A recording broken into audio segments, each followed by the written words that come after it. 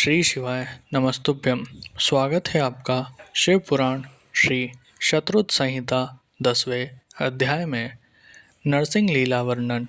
नंदीश्वर बोले, हे प्रभु, शार्दुल नामक भगवान शिव के अवतार के बारे में मैं तुम्हें बताता हूँ। कल्याणकारी भगवान शिव ने एक बार अग्नि के समान जलते हुए शरभ रूप को भी धारण किया था। वैसे तो भगवान शिव अपने भक्तों की रक्षा करने और उनका कल्याण करने हेतु अनेक अवतार धारण करते हैं, जिनकी गणना करना असंभव है। एक बार अपने द्वारपालों जय विजय को दिए गए शाप के कारण वे दोनों दिति पुत्र कश्यप जी के पुत्रों के रूप में उत्पन्न हुए। पहला पुत्र हिरण्यकशिपु और दूसरा हिरण्याक्ष रूप में विख्यात हुआ। इन दोनों ने घोर तपस्या करके ब्रह्मा जी से वरदान प्राप्त कर लिया और पूरे संसार में उपद्रव करना आरंभ कर दिया।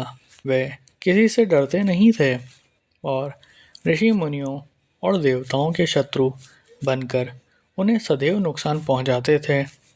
उन्होंने शोणित नगर को अपनी राजधानी बनाया था और तीनों लोकों पर विजय का लक्ष्य बनाकर निरंतर युद्ध में लगे हुए थे। वे बहुत पापी और दुराचारी हो गए थे। इस प्रकार उनके पाप दिन प्रतिदिन बढ़ते ही जा रहे थे। तब ब्रह्मा जी व सब देवताओं ने भगवान श्री हरि विष्णु से प्रार्थना की कि वह उन्हें हिरण्यकशिपु के अत्याचारों से मुक्त कराएं। हिरण्यकशिपु ने अपने पुत्र प्रहलाद को भी मारने का प्रयत्न किया, क्योंकि प्रहलाद भगवान विष्णु का परम भक्त था और अपने पिता हिरण्यकशिपु को भी सदा विष्णु जी की शरण में जाने की सलाह देता था। जबकि हिरण्यकशिपु अपने आगे किसी को कुछ नहीं समझता था। वह स्वयं को भगवान मानता था और अपनी प्रजा से अपनी पूजा करने के लिए कहता था। एक दिन हिरण्यकशिपु ने प्रहलाद को मार डालने के लिए उसे एक विशाल खंभे पर बांध दिया। भक्त वत्सल भगवान अपने भक्तों को कष्ट में देखकर सदा उनकी रक्षा करने के लिए आते हैं।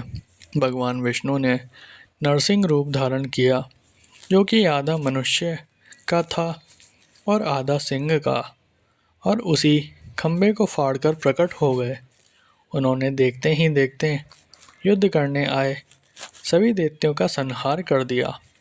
तत्पश्चात हिरण्यकशिपु को अपनी गोद में लटाकर अपने नाखूनों से उसका शरीर फाड़ दिया।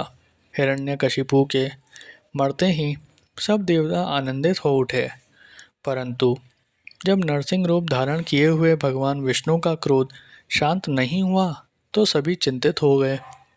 तब अपने आराध्य भगवान विष्णु का क्रोध शांत करने के लिए उनके भक्त प्रहलाद ने उनकी स्तुति की।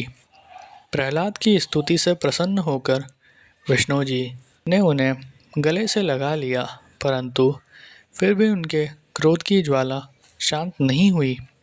तब सब देवता भक्त वत्सल कल्याणकारी भगवान शिव की शरण में गए और उनसे विष्णु के क्रोध को शांत करने की प्रार्थना की।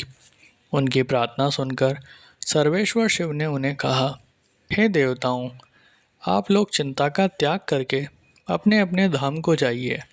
मैं भगवान श्री हरि विष्णु को अवश्य शांत करूँगा।